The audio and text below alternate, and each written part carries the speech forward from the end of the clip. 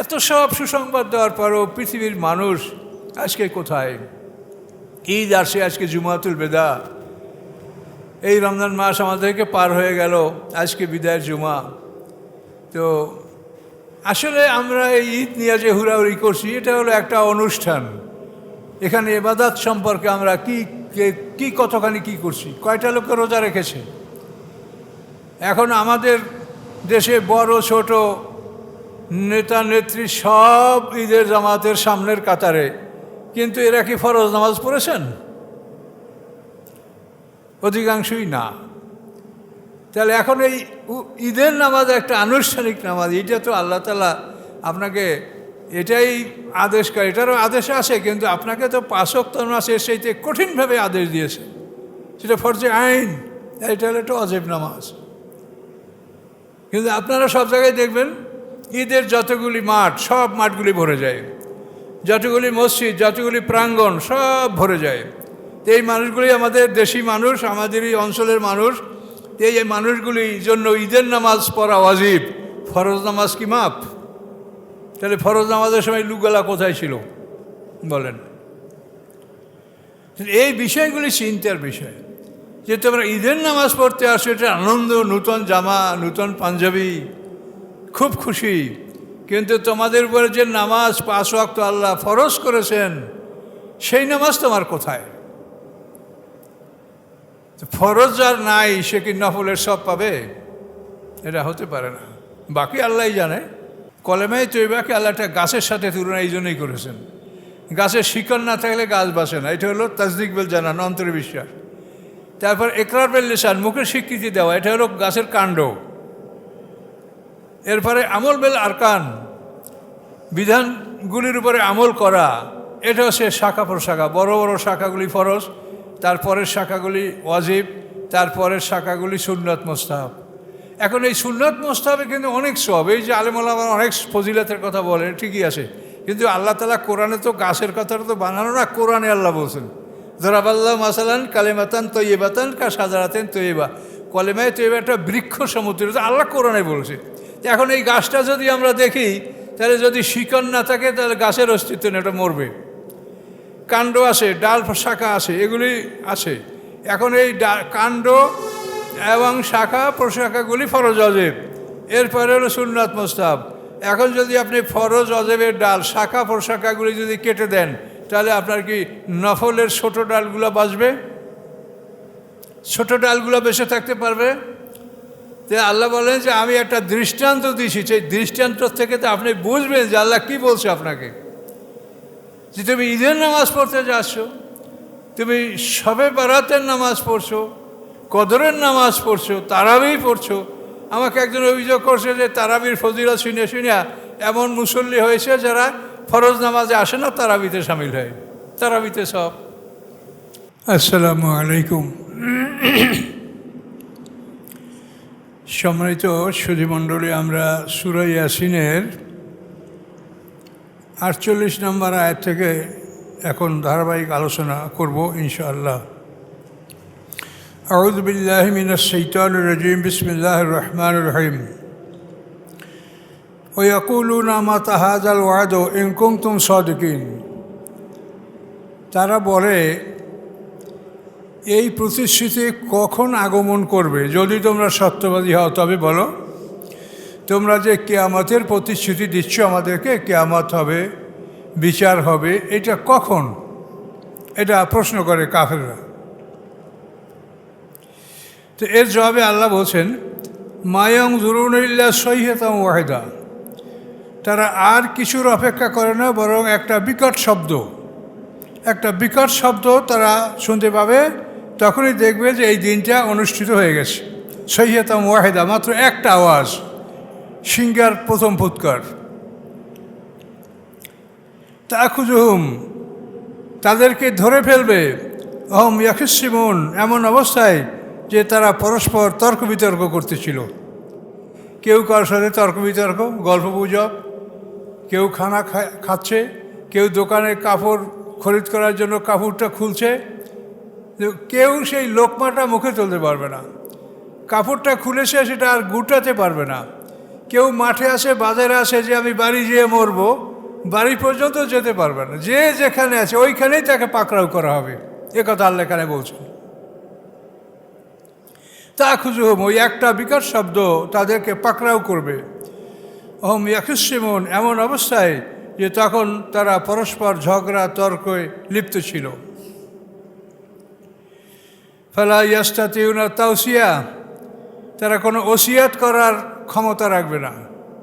মৃত্যুর অনুভব যখন মানুষের মধ্যে আসে, অনুভূতি, তখন তারা ওসিয়াত করে, কিন্তু আল্লাহ বলছেন এরা ওসিয়াত করার মতো কোনো সুযোগ পাবে না। ওয়ালা ইলা আহলিহিম ইয়ারজিউন, এবং না তারা তাদের পরিজনের কাছে ফিরে যেতে পারবে। যে যেখানে আছে সেইখানে বসেই তাকে পাকড়াও করা হবে। এই সিঙ্গার ফুৎকার এভাবেই সেখানেই তাকে ধ্বংস করবে, সে পরিবার পরিজনের কাছে যেতে পারবে না। অনুফকাফের সুর, এবং এই সিঙ্গা বাজানো হবে। ফাইজাহুম মিনাল আজদাস ইলা রব্বিহিম ইয়ানসিলুন, এটা দ্বিতীয় সিঙ্গার ফুৎকারের কথা। উপরে যেটা আপনারা শুনলেন যে তাদেরকে যথাস্থানে যে যেখানে আছে সেখানেই পাকড়াও করা হবে, সেখানেই ধৃত হবে, পরিবারের কাছে ফিরে যেতে পারবে, এটা হলো প্রথম সিঙ্গার ফুৎকার। এরপরে নুফিকাফের সুর, এটা দ্বিতীয়। আর নুফিকার সুর, দ্বিতীয়বার সিঙ্গার ফুৎকার দেওয়া হবে। ফাইজাহুম মিনাল আজদাস ইলা রব্বিহিম ইয়ানসিলুন, তখন তারা তাদের কবরগুলি হতে রবের দিকে তারা সবাই যাত্রা শুরু করবে। দ্বিতীয় সিঙ্গার ফুৎকার। তাহলে প্রথম সিঙ্গার ফুৎকার 40 বছর স্থায়ী থাকবে, মাঝখানে 40 বছর বিরতি থাকবে, এরপরে দ্বিতীয় সিঙ্গার ফুৎকার হবে। এই দ্বিতীয় সিঙ্গার ফুৎকারে আমরা সবাই কবর থেকে বের হব এবং আল্লাহর দিকে আমরা সবাই ধাবিত হব। ক্বালু ইয়া ওয়াইলানা মান বা'আসানা মিন মারকাদিনা হাযা মা ওয়া'দার রহমান ওয়া সাদাকাল মুরসালুন। তো মানুষেরা মাঠে ওঠার পরে বলবে, ইয়া ওয়াইলানা, ধ্বংস আমাদের, মান বা'আসানা মিন মারকাদিনা, আমাদের নিদ্রাস্থল থেকে আমাদেরকে জাগালো কে? আল্লাহ বলছেন হাযা মা ওয়া'দার রহমান, এটা হচ্ছে উহাই যে রহমান তোমাদের সাথে প্রতিশ্রুতি দিয়েছিলেন যে তোমাদেরকে বিচারের জন্য একত্রিত করা হবে। ও সাদাকাল মুরসালুন, এবং রাসূলগণ সত্য বলেছিলেন। রাসূলগণ এই কথা বারবার তোমাদেরকে বলেছেন, তারা সত্য বলেছিলেন। এখন এই কিয়ামত পর্বে তো আমাদের অনেক ভিডিও আসে। কিয়ামত এখনই আমরা দেখতে পাচ্ছি না, বা এখনই আসতেছে না। কিয়ামতের বড় বড় আলামতগুলি প্রকাশ পাবে। প্রথমে একটা গ্যাসীয় পদার্থ ধূম্রকুণ্ডলী, এই ধূম্রকুণ্ডলী আসবে এবং সমস্ত মানুষ এই গ্যাসে সবার সর্দি লাগবে এবং কাফেরদের ভীষণ কষ্ট হবে। মুখ থেকে ঢুকবে, মলদ্বার থেকে বের হবে, খুব কঠিন কষ্ট ভোগ করবে। আর মোমেনরা একটু সর্দি কাশিতে ভুগবে। এই দোকান হাসরের ময়দানের প্রথম আলামত। এরপরে একে একে বড় বড় আলামতগুলি আসবে।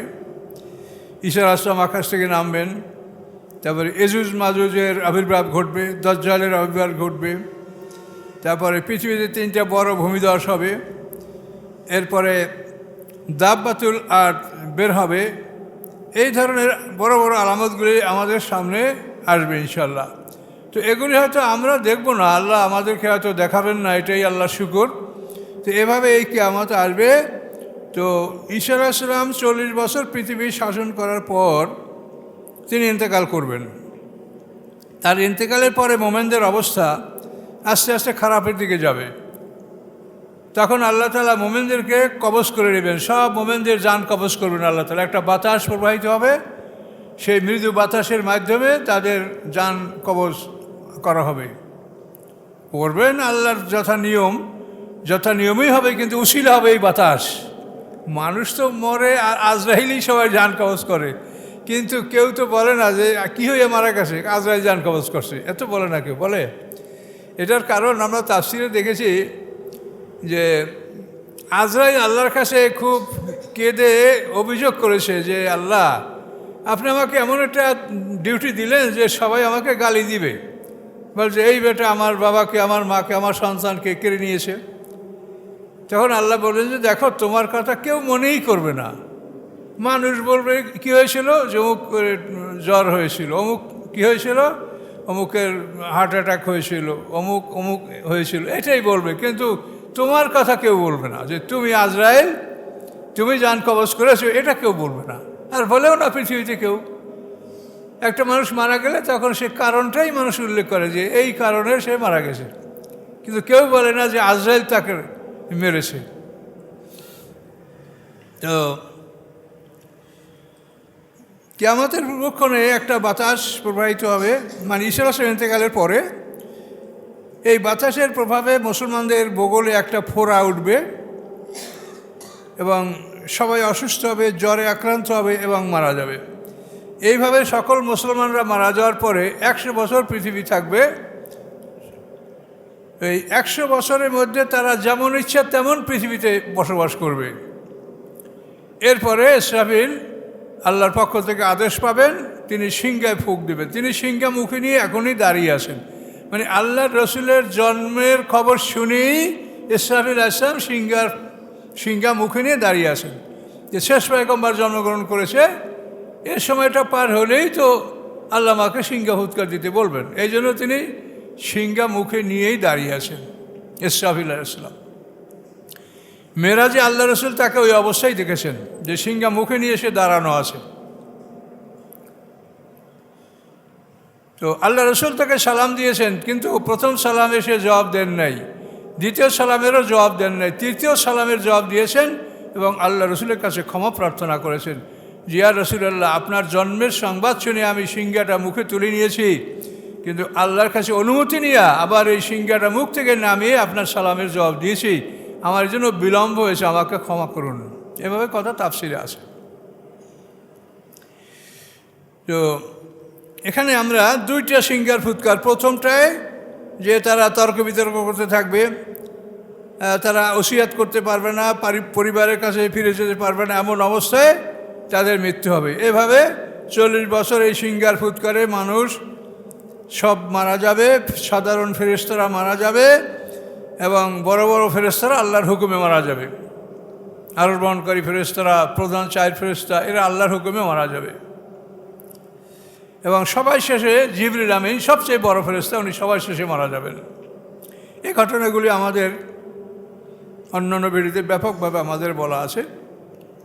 আর যে কথা আল্লাহ বারবার বলেন, সে কথা বারবার বলাই আমাদের জন্য উচিত বলে আমরা মনে করি। আমরা অনেক সময় মনে করি তো বলা আছে, আমি যেমন বললাম, কিন্তু আসলে আল্লাহ যেটা বারবার বলেন সেটা বারবার বলারই প্রয়োজন। তা নইলে আল্লাহ বারবার বলবেন কেন? তিনি তো আমাদেরকে সৃষ্টি করেছেন, আমাদের নেচার, আমাদের প্রকৃতি সম্পর্কে তিনিই সবচেয়ে ভালো জানেন।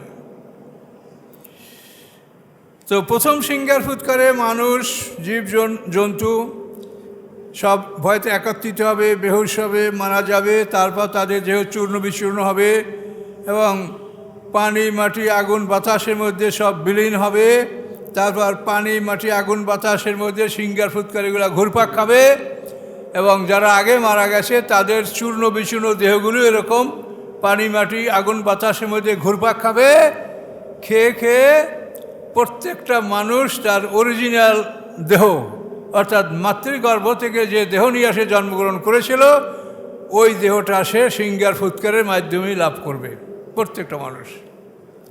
ফরেন বডি, এখন আপনাদের যে আমাদের সবার অতিরিক্ত দেহ, এইটা হাসরের ময়দানে এই দেহটা উঠবে না। আল্লাহ কোরআন পাকে একাধিকবার বলেছেন, কামা বাদাকুম তাউদুন, প্রথমবার যেভাবে তোমাদেরকে সৃষ্টি করা হয়েছে, দ্বিতীয়বার তোমাদেরকে ওভাবেই সৃষ্টি করা হবে।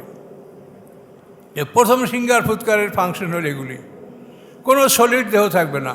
তার কারণ আমাদের দেহ থেকে আমাদের ফরেন বডি, যেটা অন্য অন্য খাদ্যের মাধ্যমে যে দেহটা আমাদের সৃষ্টি হয়েছে, এটা আমাদের দেহ থেকে পৃথক করে ওই প্রাণীগুলিও আল্লাহ সৃষ্টি করবেন। সমস্ত প্রাণী হাসরের ময়দানে উঠবে, কিন্তু সবাই ওই মাতৃগর্ভ থেকে যেভাবে দুনিয়াতে আসে, হাঁসের বাচ্চা, মুরগির বাচ্চা, গরুর বাচ্চা, হরিণের বাচ্চা, সব ওই অরিজিনাল দেহ। কেউ অতিরিক্ত দেহ নিয়ে হাসরের ময়দানে উঠবে না।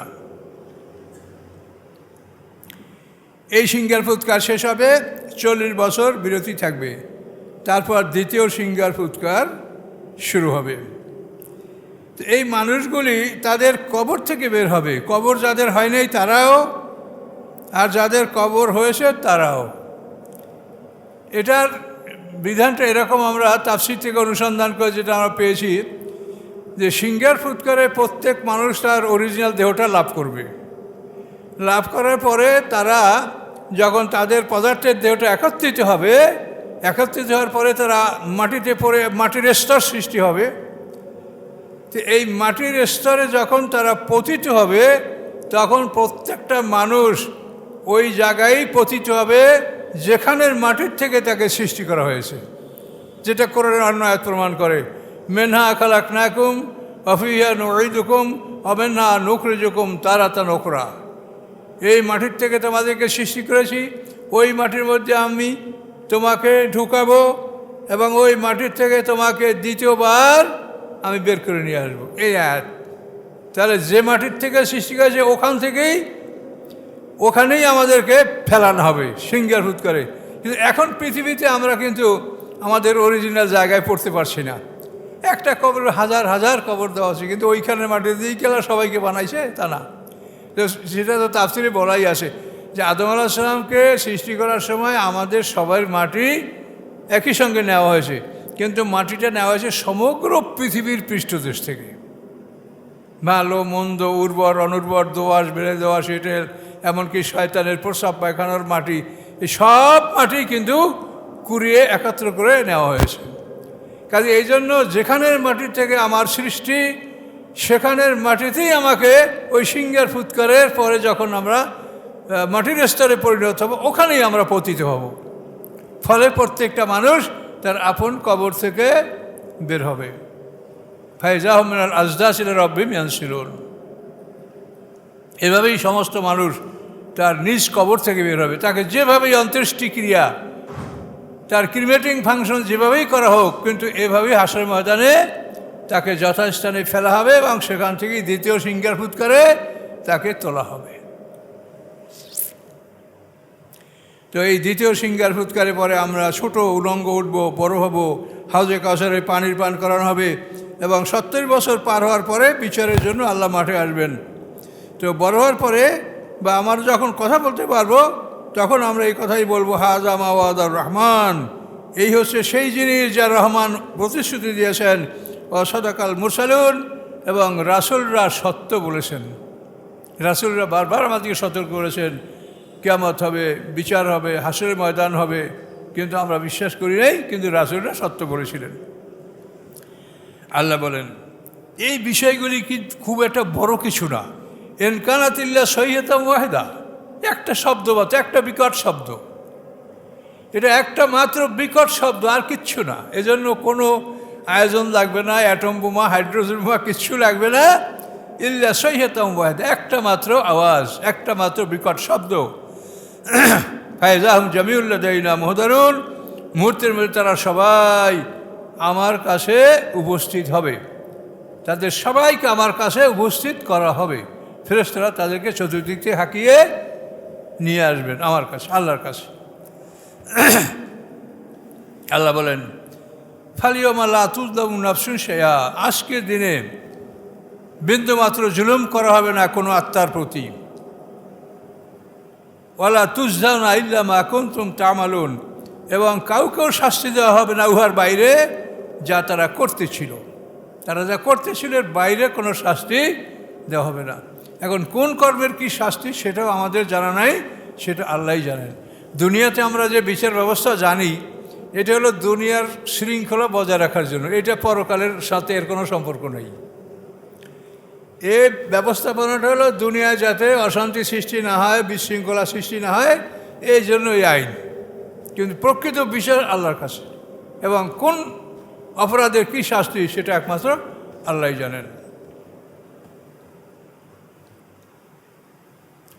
ইন্না আসহাবাল জান্নাতিল ইয়াওমা ফি শুগুলিন ফাকিহুন, নিশ্চয়ই আসহাবুল জান্নাত, যারা জান্নাতবাসী, যারা জান্নাতের অধিবাসী হবে আজকের দিনে, ফি শুগুলিন ফাকিহুন, তারা আনন্দ উৎসবে মগ্ন থাকবে। তারা আনন্দ উৎসবে মগ্ন থাকবে জান্নাতে। হুম আজওয়াজহুম, তারা এবং তাদের স্ত্রীগণ, ফি জিলালিন, ছায়ার মধ্যে অবস্থান করবে, আলাল আরায়কে সিংহাসনে বসা থাকবে মুত্তাকিউন হেলান দেওয়া অবস্থায়। কিন্তু এখন কিন্তু মোমেনদের পালাইয়ে বেড়াতে হচ্ছে। মোমেনরা কথা বলতে পারছে না, স্বাধীনভাবে কিছু করতে পারছে না। কিন্তু আল্লাহ সেদিন বলছেন যে সেই দিন তারাই আনন্দে থাকবে, খুশিতে আনন্দে তারা জান্নাতে থাকবে, তারা এবং তাদের স্ত্রীগণ ছায়ার মধ্যে সিংহাসনের মধ্যে হেলান দিয়া তারা বসে থাকবে। লাহুম ফিয়া ফাকিহাতুন, এবং এমত অবস্থায় তাদের জন্য থাকবে ফল, জান্নাতের প্রচুর পর্যাপ্ত পরিমাণে ফল। আল্লাহুম মায়াদ্দাউন, এবং তাদের জন্য থাকবে যা তারা দাবি করবে, যা তারা চাবে তাই তারা পাবে। অন্য আয়াতে বলা আছে লাহুম মায়াশাউনা ফিহা ওয়া লাদাইনা মাজিদ। আল্লাহ বলেন তারা যা চাবে আমি সব দিব, এরপরে আমার কাছে আরও অতিরিক্ত আছে, আমি তা দিব। সেগুলি এমনই নিয়ামত যেগুলি বান্দারা তার নাম জানে না, চিনে না। এই জন্য আল্লাহ বলেন আমার কাছে আরও অতিরিক্ত নিয়ামত যেটা আমি দিব, আর তোমরা যা চাবে তা তোমরা তো অবশ্যই পাবে, এতে কোনো ভুল নাই।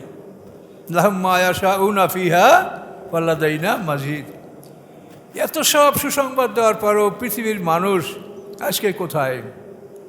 ঈদ আসে, আজকে জুমাতুল বেদা, এই রমজান মাস আমাদেরকে পার হয়ে গেল, আজকে বিদায়ের জুমা।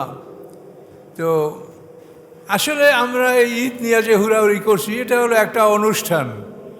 এখানে ইবাদত সম্পর্কে আমরা কি কতখানি কি করছি, কয়টা লোককে রোজা রেখেছে। এখন আমাদের দেশে বড় ছোট নেতা নেত্রী সব ঈদের জামাতের সামনের কাতারে, কিন্তু এরা কি ফরজ নামাজ পড়েছেন? অধিকাংশই না। তাহলে এখন এই ঈদের নামাজ একটা আনুষ্ঠানিক নামাজ, এটা তো আল্লাহ তাআলা আপনাকে এটাই আদেশ করে, এটারও আদেশ আছে, কিন্তু আপনাকে তো 5 ওয়াক্ত নামাজের সেইতে কঠিনভাবে আদেশ দিয়েছে, সেটা ফরজে আইন, এটা হলো একটা ওয়াজিব নামাজ। কিন্তু আপনারা সব জায়গায় দেখবেন ঈদের যতগুলি মাঠ, সব মাঠগুলি ভরে যায়, যতগুলি মসজিদ, যতগুলি প্রাঙ্গণ, সব ভরে যায়। এই মানুষগুলি আমাদের দেশি মানুষ, আমাদেরই অঞ্চলের মানুষ। এই মানুষগুলির জন্য ঈদের নামাজ পড়া ওয়াজিব, ফরজ নামাজ কি মাপ? তাহলে ফরজ নামাজের সময় লুকগলা কোথায় ছিল বলেন? এই বিষয়গুলি চিন্তার বিষয়, যে তোমরা ঈদের নামাজ পড়তে আসো, এটা আনন্দ, নূতন জামা, নূতন পাঞ্জাবি, খুব খুশি। কিন্তু তোমাদের উপরে যে নামাজ 5 ওয়াক্ত আল্লাহ ফরজ করেছেন, সেই নামাজ তোমার কোথায়? ফরজ যার নাই সে কি নফলের সব পাবে? এটা হতে পারে না। বাকি আল্লাহই জানে। কলেমায়ে তৈবাকে আল্লাহ একটা গাছের সাথে তুলনা এই জন্যই করেছেন। গাছের শিকড় না থাকলে গাছ বাসে না, এটা হলো তাসদিক বিল জানান, অন্তরে বিশ্বাস। তারপর ইকরার বিল লিসান, মুখের স্বীকৃতি দেওয়া, এটা হলো গাছের কাণ্ড। এরপরে আমল বিল আরকান, বিধানগুলির উপরে আমল করা, এটা হচ্ছে শাখা প্রশাখা। বড় বড় শাখাগুলি ফরজ, তারপরের শাখাগুলি ওয়াজিব, তারপরের শাখাগুলি সুন্নত মুস্তাহাব। এখন এই সুন্নত মুস্তাহাবে কিন্তু অনেক সব, এই যে আলেম ওলামা অনেক ফজিলতের কথা বলে, ঠিকই আছে, কিন্তু আল্লাহ তাআলা কোরআনে তো গাছের কথাটা তো বানানো না, কোরআনে আল্লাহ বলছেন দরাবাল্লাহ মাসালান কালেমাতান তৈবাতান কা সাজারাতেন তৈবা। কলেমায়ে তৈবা একটা বৃক্ষ সমুদ্র, আল্লাহ কোরআনে বলছে। এখন এই গাছটা যদি আমরা দেখি, তাহলে যদি শিকড় না থাকে তাহলে গাছের অস্তিত্ব নেই, এটা মরবে।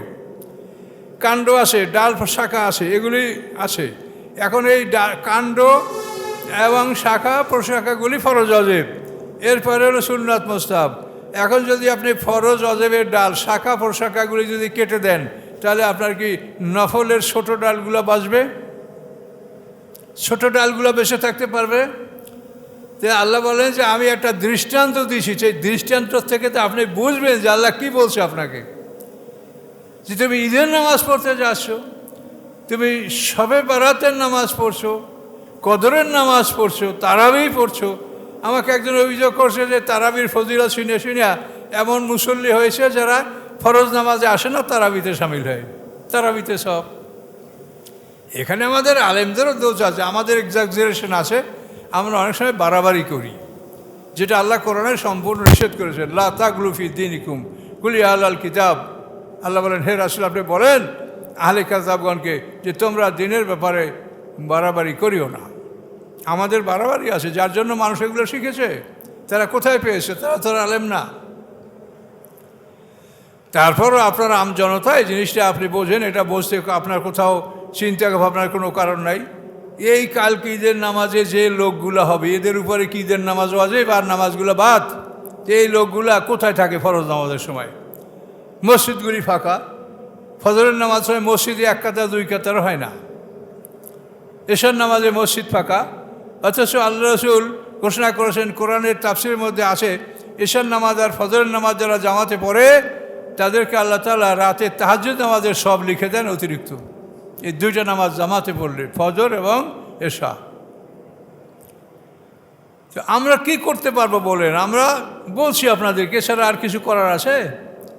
যে বিবেচনা করেন যে এই লোকগুলি সব আমাদের পাড়া প্রতিবেশী, আমাদের ঘরের লোক, বাইরের লোক, প্রতিবেশী, এরা সব আমাদের, কিন্তু ফরজ নামাজের সময় এরা কোথায় থাকে? তাহলে এই জন্য কলেমায়ে তৈয়বাকে আল্লাহ তাআলা গাছের সাথে তুলনা করেছেন, যে তুমি গাছের শাখা, বড় বড় শাখা প্রশাখা কেটে ফেলেছ, আর তুমি ছোট ডালের ফল নিতে যাচ্ছ, তো বড় ডাল কেটে ফেললে ছোট ডাল তো শুকিয়ে যাবে, ওটা তো ফল ধরবে না, থাকবে না। কাজী ফরজ যদি তোমার না থাকে, তাহলে তুমি নফলের সব কোথায় পাবে? তারপরও কোরআন পাকে আরও বলা আছে, ইলাইহি ইয়াসাদুল কালিমাত তাইয়্যিবু ওয়াল আমালুস সালিহু ইয়ারফাউ, সূরা ফাতিরের 10 নম্বর আয়াত। কলেমায়ে তৈয়ব কি? সুবহানাল্লাহ, আলহামদুলিল্লাহ, লা ইলাহা ইল্লাল্লাহ, আল্লাহু আকবার, এগুলো কলেমায়ে তৈয়ব। তারপর কোরআনের ছোট ছোট আয়াত, কোরআনের সূরা, এগুলি কলেমায়ে তৈয়ব। আল্লাহ বলেন এই পবিত্র বাক্যগুলি আকাশে আরোহণ করে, কিন্তু আমলে সলে ওয়াল আমালুস সালিহু ইয়ারফাউহু, আমলে সলে এগুলি কি আকাশে তুলবে। এখন আপনি মাল স্তূপ করে রাখছেন রাস্তাটায়, আপনার যদি ট্রাক না আসে তা আপনি তুলবেন কিসে? এখন আল্লাহ বলে আমলে সালেহ, অর্থাৎ আদেশ শেষে শরীয়তের, এগুলি তোমার ওই পবিত্র বাক্যগুলিকে আকাশে তুলবে। বল আমলুস সালেহ ইয়ারফাউ, রাফা মানে উপরে উঠানো তোলা, রফা আদান করে না, রফা, এই রফা মানে উঁচু করা। আমলগুলি আকাশে তুলবে কে? আমলে সালেহ। আমলে সালেহ কি? আদেশ এবং নিষেধ দুইটা পর্বে আল্লাহ যা বলেছেন এগুলি আমলে সালেহ। এগুলি যদি না থাকে তাহলে আপনার এই কলেমায় তো এগুলি আকাশে উঠবে না। কিন্তু বক্তা সাহেবেরা শুধু ফজিলত বর্ণনা করে যাচ্ছেন, একবারও বলেন না যে এই ফজিলতটা আকাশে পৌঁছাতে হলে যানবাহনটা কী লাগবে সেটা শোনো, এটা তো বলেন না। এখন কী বলবো, আমরা কাকে বোঝাবো? আমরা তো কোণঠাসা সমাজে, তা তো আপনারা দেখতেই পাচ্ছেন। কোরআনের কথা কারো ভালো লাগে না, না আলেমদের আর না সাধারণ মানুষের। না লাগলে আমরা আমাদের চেষ্টা করে যাচ্ছি, আর আপনারা কম হলেও কিছু লোক কোরআনের পক্ষে আসেন, এইটা মনের তৃপ্তি। এবং সারা পৃথিবীতে আসে, সারা পৃথিবী আমাদের একটা জ্ঞানী লোকের একটা দল আমাদের এই কথাগুলো শোনার মতো লোক আছে, এটা আমাদের মনের একটা শান্তি। তাহলে এখন দেখেন আল্লাহ কীভাবে বলছেন, সালামুন কাওলাম মির রাব্বির রহিম। সালাম কাওলান, এটা বাণী রব্বের রহিমের পক্ষ থেকে। রব্বের রহিম মানে দয়ালু রব, দয়ালু পালনেওয়ালা। রব মানে পালনেওয়ালা, রহিম মানে দয়ালু। এই দয়ালু পালনেওয়ালার পক্ষ থেকে এটা একটা বাণী, কি? সালাম। এটা সম্পর্কে তাফসীরকাররা বলেন যে জান্নাতবাসীরা জান্নাতে তাদের অবস্থানে থাকবেন, হঠাৎ করে মাথার উপরে একটা মনে হবে যেন আলো চমকে উঠেছে, তখন তারা সবাই সেই আলোর দিকে তাকাবে। তাকানোর পরে সেখানে তারা আল্লাহকে দেখতে পাবে। কীভাবে যে কোন আকৃতি আল্লাহ দেখা দেবেন সেটা আমরা বলতে পারি না, তবে তাফসীরকাররা বলেছেন যে পৃথিবীতে এর চাইতে আনন্দের বিষয় আর কিছু থাকবে না। এমন আনন্দিত হবে মোমেনরা আল্লাহর এই দৃশ্য দেখে, যেটা পৃথিবীর কোনো ভাষা এটা বর্ণনা করা যায় না। এবং এভাবে আল্লাহ তাআলা আত্মপ্রকাশ করবেন এবং জান্নাতবাসীকে দেখা দেবেন। জান্নাতবাসীরা যতক্ষণ ইচ্ছা ততক্ষণ তাকেই থাকবেন। এবং সালাম, এই সালাম শব্দটা, শান্তি তোমাদের উপরে, এই শব্দটা আল্লাহ আমাদের জন্য সেদিন শোনাবেন, আমাদেরকে এই সালাম তিনি দিবেন। সালামুন কাওলাম মির রাব্বির রহিম, রব্বির রহিমের পক্ষ থেকে এই সালাম সেদিন আমরা লাভ করবো, যদি আমাদের ভাগ্য ভালো হয়, আল্লাহ যদি আমাদের কবুল করেন। কত সুন্দর সুসংবাদ।